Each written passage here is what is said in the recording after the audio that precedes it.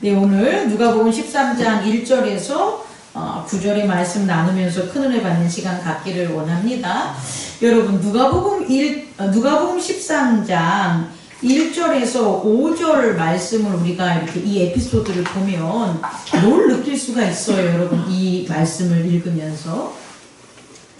이 말씀을 보면서 우리는 뭔가를 봐야 될 거 아닙니까? 예수님을 찾아온 어떤 사람이 빌라도가 어떤 갈릴리 사람들의 피를 그들의 제물에 섞었어요. 이런 일이 벌어진 거예요. 이게 무슨 말이냐면 빌라도가 이방인 그 신들에게 제단을 쌓는데 그 제단의 제물에 누구의 피를 섞었다는 거예요? 어떤 갈릴리 사람들의 피를 섞었다 하면 그 갈릴리 사람들은 유대인의 피 아니겠습니까? 그를 섞었어요 라고 하면서 예수님한테 와서 누군가가 얘기를 하는 거예요. 근데 그 얘기하는 사람이 어떻게 얘기했냐면 저들이 저렇게 헤롯한테 빌라도에게 저와 같은 일을 당하는 것은 그들에게 뭐가 있을 거다? 죄가 있을 거다라는 판단을 가지고 예수님한테 얘기한 거잖아요. 그랬더니 예수님이 뭐라고 하냐면 뭐라고 말씀하십니까?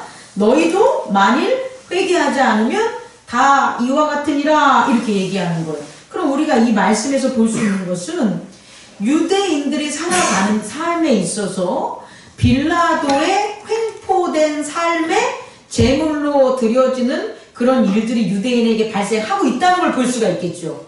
그런데 그런 일들이 발생하는데 불구하고 그것을 뭐 하고 있는 거예요? 동일한 유대인들이. 그렇지 않습니까? 갈릴리 일은 아니라고 할지라도 그 옆에 있는 동일한 예루살렘 사는 사람들이 이것을 예수님한테 얘기했다면 그것에 대해서 뭘 하지 못해요? 회개하지 못한다는 건 그것에 대해서 자신을 희생하지 못하는 걸 볼 수가 있죠. 또 하나는 또 뭐라고 얘기했냐면 또 실로암의 망대가 무너져 치어 죽은 여덟이 발생한 거예요. 그럼 실로암에 지금 뭘 지은 거예요?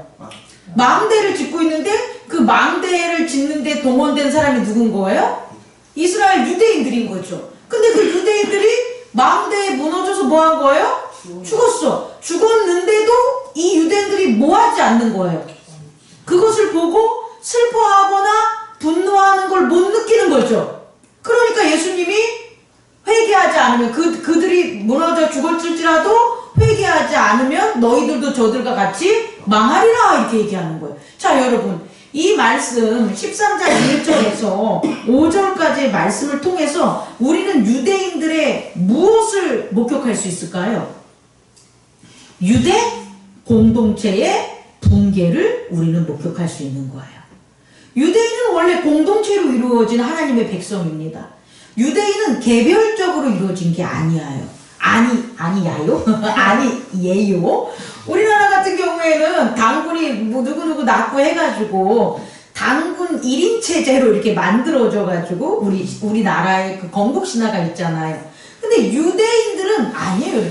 유대인들은 한 명 한 명의 특별한 영웅으로 말미암아 그 나라와 민족이 만들어진 게 아니에요, 여러분. 유대 민족은 공동체로부터 시작이 된 거예요, 여러분. 누가? 아브라함부터 본다면 아브라함이 아브라함 하나에게 복을 주는 게 아니라 아브라함이 복을 받는 게 아브라함의 민족과 자손들이 별과 같이 뭐 하는 거예요? 번성하리라는 거잖아요. 그러니까 아브라함의 복은 개인의 복이 아니라 무슨 복이 되는 거예요? 공동체의 복이라는 걸 우리가 알 수가 있겠죠. 또한 출애굽 이후에 유대인들의 그 왕조를 봤을 때에 그때에 이루어진 것은 12지파를 중심으로 해서 출애굽 이후에 12지파가 모여서 하나님의 나라인 가나안 땅을 점령할 수 있었고 거기에서 하나님을 섬길 수 있었다는 거죠. 다시 말해 유대인들은 뭐부터 시작했냐 봤더니 개인이 만든 나라가 아니라 뭐로부터 시작됐다? 공동체로부터 만들어진 국가라는 거예요. 그럼 이 공동체로부터 만들어진 국가는 그 원래 완성체가 뭐라는 거예요? 공동체라는 거예요. 그럼 우리는 안 그러냐? 우리도 그렇다는 거예요. 저 장미경이 만들어지는 게 혼자 만들어진 게 아니라 누구를 통해서?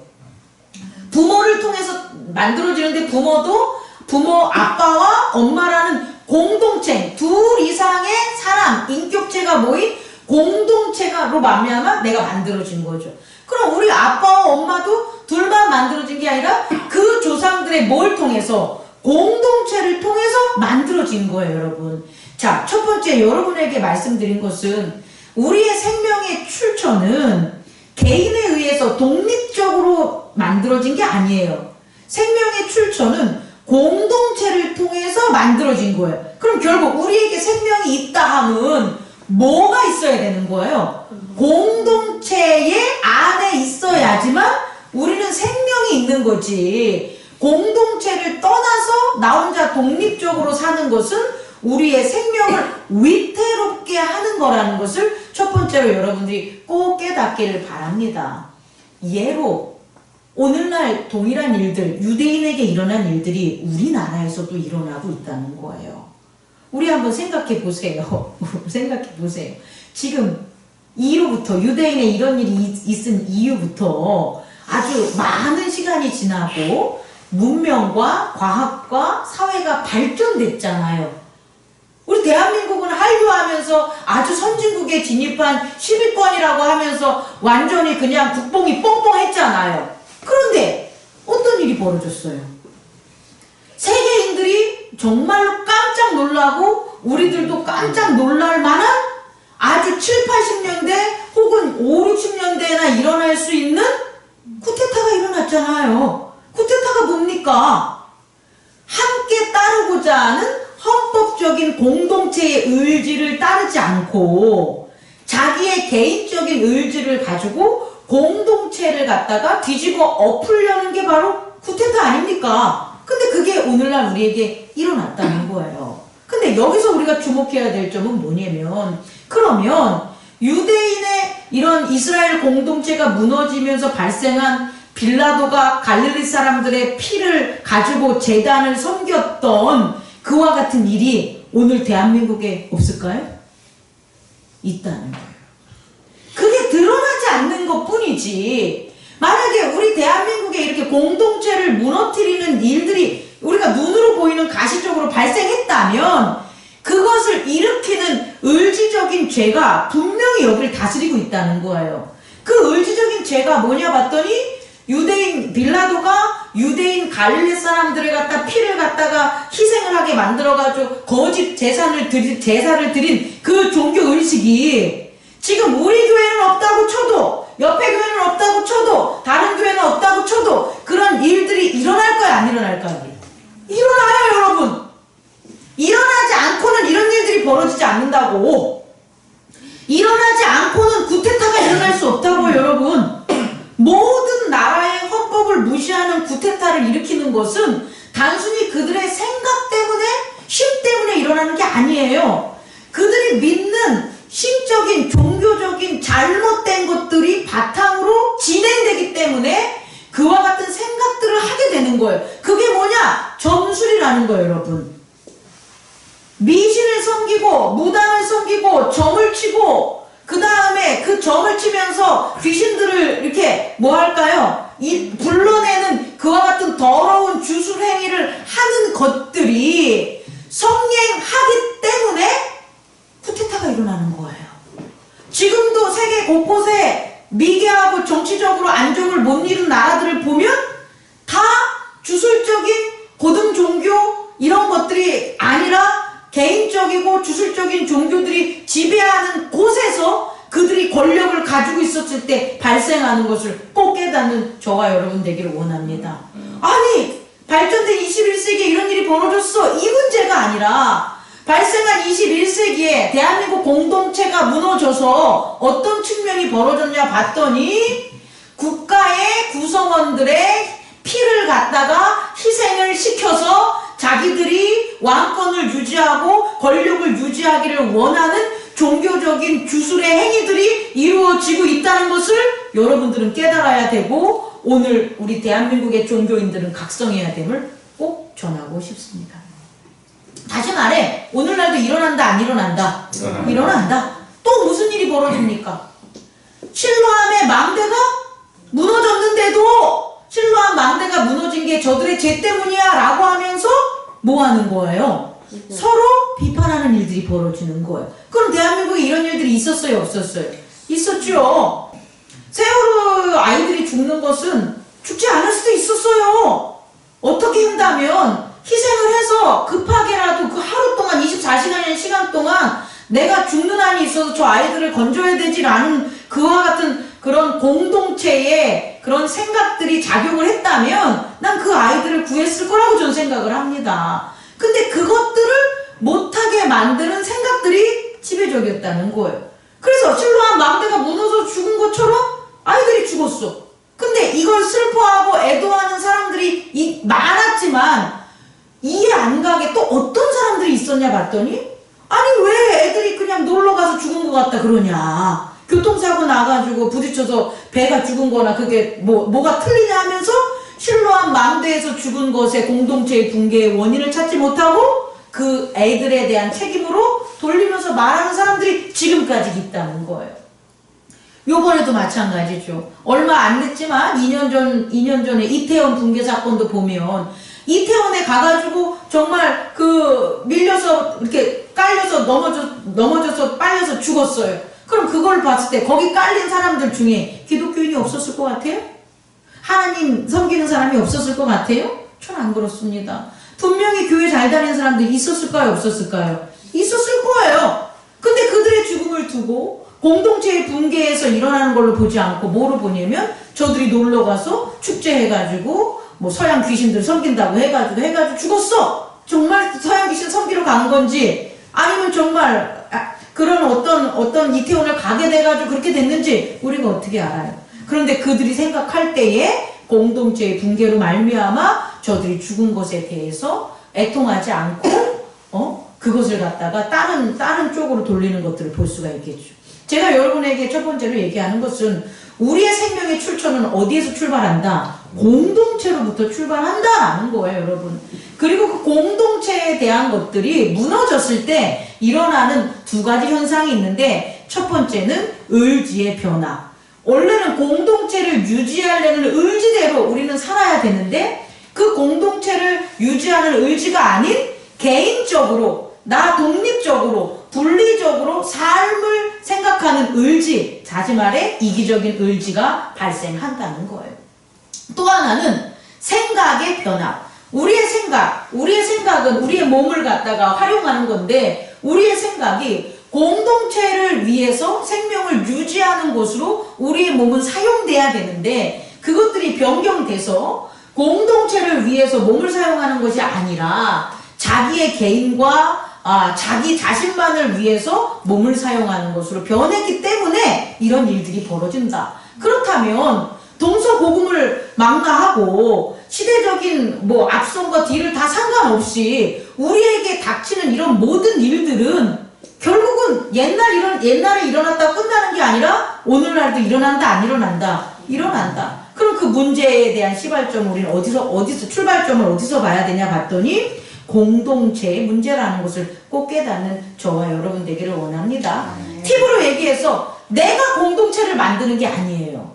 세상은 그렇게 얘기하죠. 이익과 편익을 바탕으로 야 우리 둘이 뭉치자 이러잖아요. 그게 아니라고요. 부부가 둘이 야 당신하고 나랑 만나면 우리가 혼자 살 때보다 더 잘 살겠지. 그래서 만나는 건 헤어져요.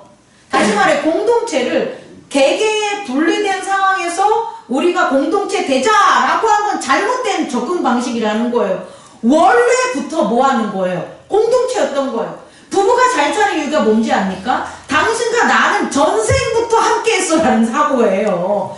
우리는 만날 수밖에 없었던 거야. 우리는 어떤 일 때문에 우리가 헤어지고 뭐 한다 할지라도 우리는 반드시 만나야 될 그와 같은 우리는 인연이었고 공동체였기 때문에 당신과 나는 결혼해야 돼 라는 사람들은 절대 어려움이 일어나도 헤어지지 않아요, 여러분. 근데 아무리 갖추고 아무리 평화롭고 아무리 지혜롭고 아무리 지식이 있어서 아주 효율적으로 서로 만나가지고 요렇게 하면 잘 살 것 같다고 계획 다 짜놔도 결국엔 그 마음이 없으면 다 어떻게 돼요? 헤어지게 되는 거예요. 실패하게 되는 거예요. 이걸 꼭 깨닫는 저와 여러분 되기를 원합니다. 두 번째로 그렇다면 오늘 성경에서 우리는 볼 수 있는 게 뭐냐? 바로 공동체를 무너뜨리는 것, 공동체를 있게 만드는 게 죄다라는 걸 깨달으면 돼요. 그럼 죄는 뭐냐? 우리는 계속해서 주목해야 돼요. 성경을 읽으면서 나누면서 우리는 뭘 깨달아야 되냐면 죄에 대해서 계속해서 깨달아야 되겠죠. 그럼 아담이 지은 죄도 결국은 아담의 불순종인데 그 불순종이 뭘 망쳤다는 거예요. 에덴 동산의 공동체를 갖다가 망쳤다는 거예요. 그 공동체를 망하게 만드는 아담의 의지, 그리고 공동체를 망하게 만드는 아담의 생각과 행동, 그것이 바로 뭐가 되는 거다? 죄라는 거예요. 그렇다면 이제 여러분에게 오늘 두 번째로 우리가 적용하고 깨달은 건 나는 죄를 안 짓고 살아간다고 생각을 하죠. 정말 내 개인적인 입장에서는 그런 생각을 가질 수가 있어요. 그런데 공동체 입장을 두고 우리가 바라봤을 때 나는 죄를 안 짓냐? 우리는 살펴볼 수가 있는 거죠. 내 의지가 내 공동체를 생명을 유지하기 위해서 나는 내 의지작용을 하는가? 나는 나 혼자 살기 위해서 급급한가? 그럼 이건 죄를 짓고 사는 거죠. 근데 내가 사는 공동체를 갖다가 나의 생명의 출처인 공동체를 유지하고 건강하게 만들려고 살아간다라고 하면 나는 뭐 하는 거예요? 죄를 짓고 있지 않는 거겠죠. 생각도 마찬가지죠. 나는 오늘 무슨 생각을 하고 살아가냐는 거예요. 동일이 똑같이 먹고 마시고 자고 하고 일하고 하는 생각을 가지고 살아가는데 이 생각이 서로 다른 생각을 가질 수 있어도 그 생각의 목적은 뭐가 되는 거예요? 공동체를 위하여 내 몸을 활용한다는, 내 몸을 사용한다는 생각을 가지고 있어야지만 나는 죄를 안 짓는다는 거예요.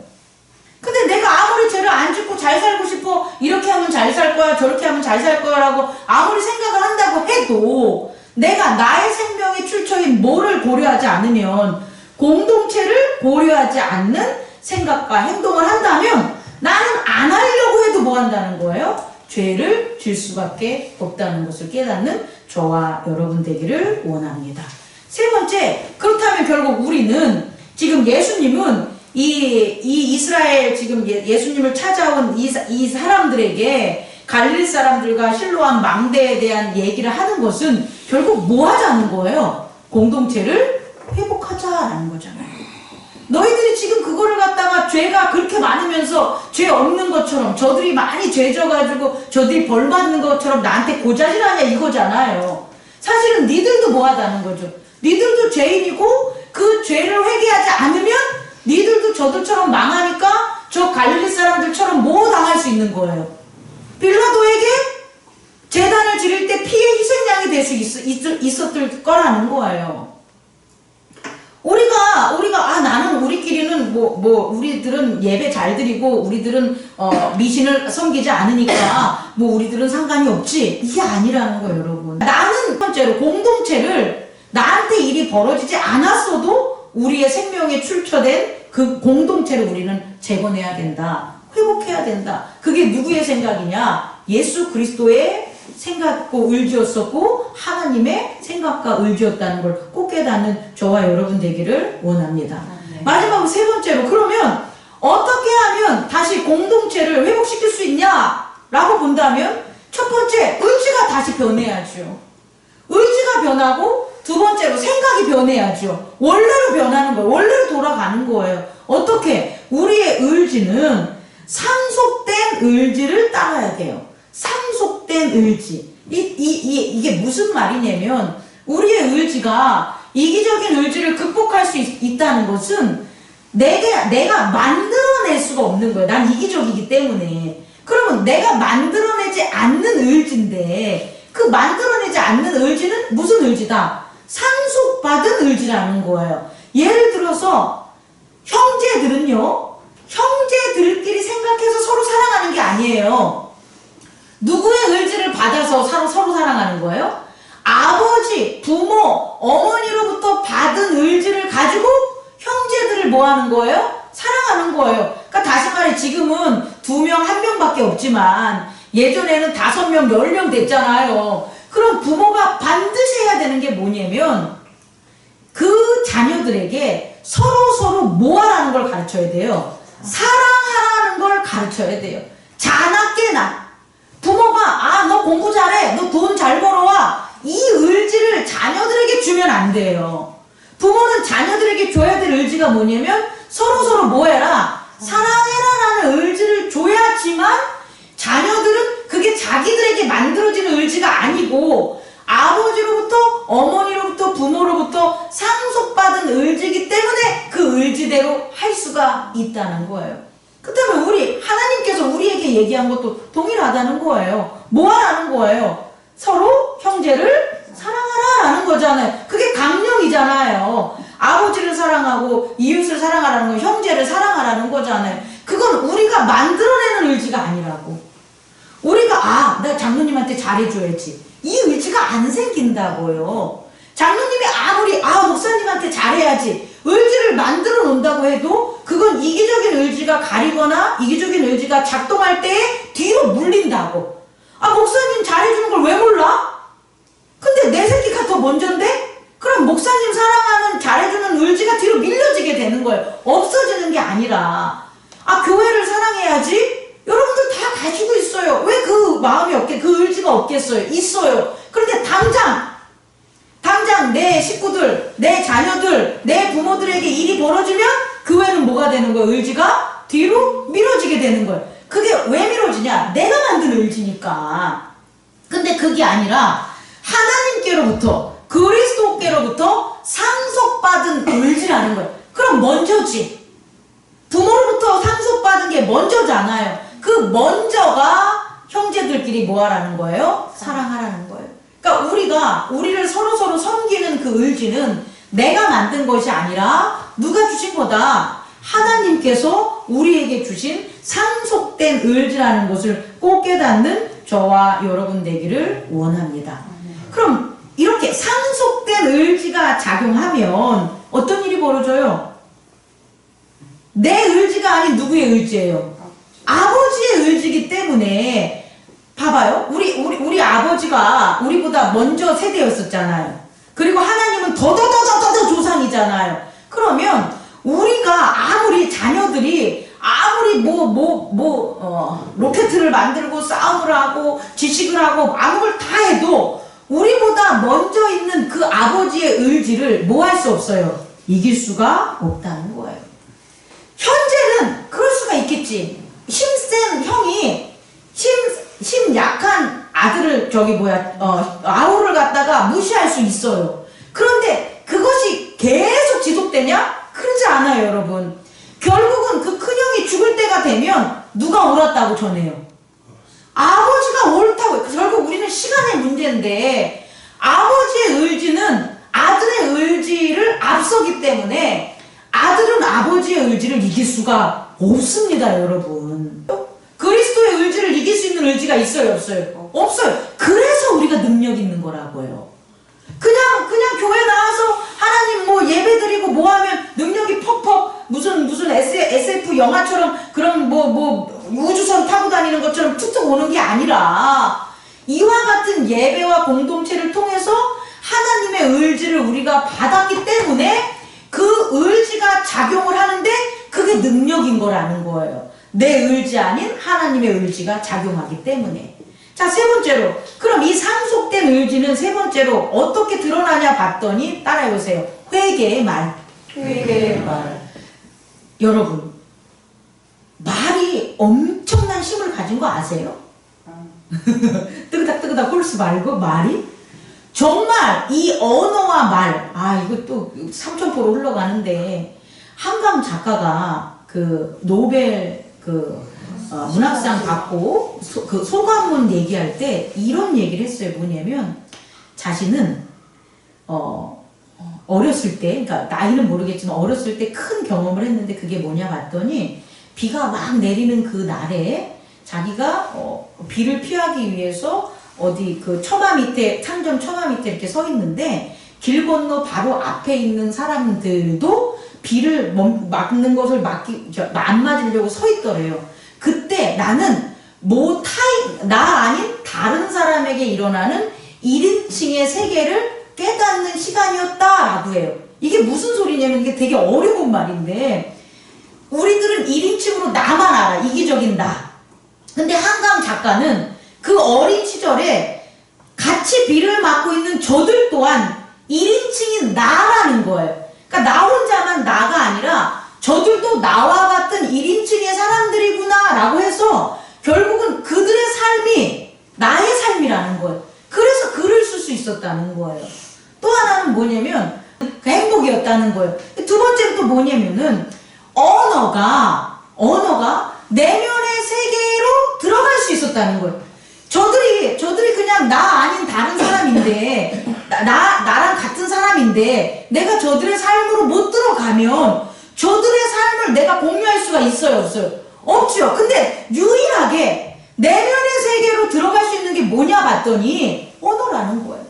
인간이 만든 이 말에는 얼이 있다고 하잖아요. 그건 뭐냐면 공동의 의지들을 경험하고 하나가 될 수 있는 게 말이라는 거예요. 그래서 말은 엄청난 힘을 가지고 있는 거라고요. 계엄령이라고 선포를 안 하고 하면 아무것도 안 일어나요. 그런데 계엄령이라는 말을 선포하면 얼음이 돼버려. 이미 그 말이 선포됐기 때문에 얼음. 그럼 대통령만 할 수 있는 거야. 그래서 이거를 얼음 땡! 푸르는 말이 국회에서 계엄령을 해제합니다 라는 말이 또 땅 떨어지면 그때 다시 그 계엄령이 뭐로 들어가는 거예요? 무효로 돌아가는 거예요. 이게 뭐예요? 말이라고 말의 힘이 여기에 있다라는 거예요. 다시 말해 우리가 회개의 말을 하는 것 상속의 의지로 하나님이 가진 그 상속의 의지를 가지고 우리가 할 수 있는 게 뭐냐 봤더니 내 의지가 아니기 때문에 뭐 할 수가 있다? 회개의 말을 할 수가 있다는 거예요. 근데 이 회개의 말이 내면의 세계에 있었던 것들을 풀어주는 힘이 있는데 그게 나 혼자만의 죄를 씻기는 것만 국한된 게 아니라고요. 내면의 세계에 나의 세계에 있었던 봉인된 내가 스스로 죄 때문에 뭐 한 거예요? 가둬놓던 계엄되었던 모든 것들을 내가 하나님의 의지를 상속함으로 회개하는 동시에 그와 같은 것들이 뭐 하는 거예요? 해제될 수가 있다라는 거예요. 풀어질 수가 있다라는 거예요. 이게 얼마나 놀라운 힘입니까? 그래서 일상적으로 내가 회개를 하면 나한테만 뭔가 일어나는 게 아니라는 거예요. 내가 회개를 하면 부모와의 관계에서도 변화가 일어나고 자녀와의 관계에서도 변화가 일어나는 거예요. 의지적 측면에서 이 내면의 세계에서 이것을 꼭 깨닫는 저와 여러분 되기를 원합니다. 그 다음에 두 번째로는요. 이 상속된 의지 말고 두 번째로 뭐냐면 아까 생각. 뭐의 변화가 있어야 된다? 생각의 변화가 있어야 된다. 이 생각의 변화는 뭐냐면 몸의 사용을 상속자의 생각에 따르게 하는 거라고요. 생각 또한 우리가 같아져야 된다는 거예요. 그럼 생각이 같다는 건 뭐냐면 같은 생각을 가졌다는 건 같은 행동을 한다는 거예요. 같은 몸의 사용을 한다는 거예요. 아니 현대사회에 오면서 많은 철학자들이 자기의 개성을 그리고 자기의 가치관을 주장 많이 했죠. 해도 돼. 그런데 공동체의 영역에 있어서는 아니라는 거예요. 공동체의 영역에 있어서 개인의 생각은 공동체의 생각을 죄되게 만드는 거예요. 이해할 수 있겠습니까? 그럼 공동체에 있어서는 생각이 뭐 해야 돼요? 같아져야 되는 거예요. 생각이 같아져야 되는 거예요. 아니 세월호가 지금 바다에 떠서 애들이 죽으려 그래. 그럼 생각이 어떻게 돼야 돼요? 생명이니까 같아져서 구해야 되잖아요. 근데 거기 다른 생각이 있다고. 거기 다른 생각이 작용을 한 거예요. 공동체인데. 그래서 죄가 된 거잖아요. 그래서 못 구해서 죽였잖아요. 우리도 마찬가지라는 거지. 생명에 있어서 교회가 담당하는 일에 있어서 우리가 살아가는 이 공동체에 있어서 분명히 생각이 같아야 되는데 다른 생각을 한다는 거예요. 그럼 다른 생각을 한다는 건 몸을 어떻게 하는 거예요? 다르게 사용한다는 거예요. 근데 우리는 생각을 전환한다면 같은 생각으로 같은 몸의 사용을 하게 된다면 뭐가 되는 거예요? 공동체를 성장시키고 다시금 세울 수 있다는 걸 깨닫는 저와 여러분 되기를 원합니다. 그럼 여러분 이 세 번째, 두 번째, 세 번째는 뭐냐면 그럼 생각이 같이 해. 그럼 우리는 누구의 생각을 같이 하는 거냐? 하나님의 생각을 같이 하는 거예요. 하나님의 생각이 우리의 생각이 되는 거예요. 그게 성령의 지각이라는 거예요. 성령의 지각은 따로 떨어진 게 아니라 하나님이 생각하는 것을 우리가 생각하게끔 도와주는 게 누구다? 성령이라. 성령이 역사하셔서 하나님의 생각을 우리의 생각과 동일하게 만드는 성령의 지각을 우리에게 해주신다는 거예요. 또 하나님의 생각이 같으니 행동하는 것도 어떻게 되는 거예요? 몸은 내가 하지만 하나님이 원하시는 생각대로 행동을 하게 되겠죠. 그럼 내 몸인데 나는 원래 그런 걸 할 수 없는 몸인데 그런 걸 해. 그럼 이걸 하게끔 하는 게 누가 되냐? 성령의 지각이 되는 거죠. 다시 말해 성령의 능력이 되는 거죠. 그럼 엄청난 일이 벌어지는데 이것이 예정이라는 거예요. 예정. 다른 게 예정이 아니라 뭐 수십 시간 흘러간 후에 일어나는 게 그게 예정이라고 우리는 그냥 막연하게 생각하는데 그게 아니라 하나님의 생각이 행동화되는 게 예정이라고요. 그럼 우리는 하나님의 생각을 성령 안에서 함께 지각을 하면 우리의 행동은 어디에 갈 수가 있어요? 하나님의 예정된 행동에 우리가 임할 수가 있다라는 거죠. 그래서 그 행동을 한 사람이 너무 많잖아요. 예수님, 바울, 우리 믿음의 선조들 다 보면 그들의 생각이 누구의 생각이었어요?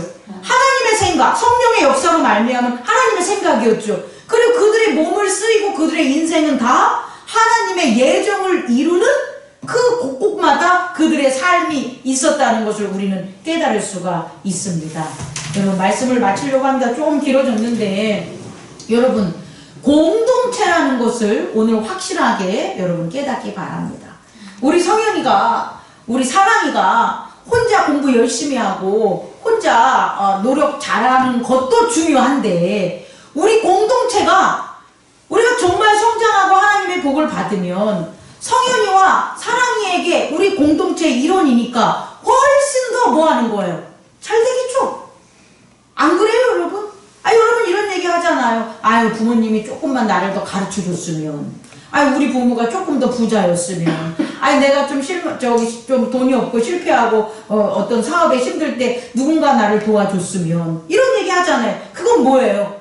우리가 이 세상을 살아가서 생명을 유지하고 성공하는 게 나 혼자가 아니라 나를 둘러싼 뭐다? 공동체의 역할이라는 것을 우리가 스스로 고백하잖아요. 그 공동체의 역할을, 그 생명을 잊지 않는 저와 여러분 되기를 원합니다. 아멘. 그 생명은 두 가지. 의지, 그리고 뭐다? 생각. 그래서 의지를 하나님의 상속된 의지로 따르시고 생각을 하나님이 생각하시는 걸 따라서 예정된 행동에 참여하는 저와 여러분 되기를 원합니다. 아멘. 기도하겠습니다. 거룩하신 하나님 아버지, 정말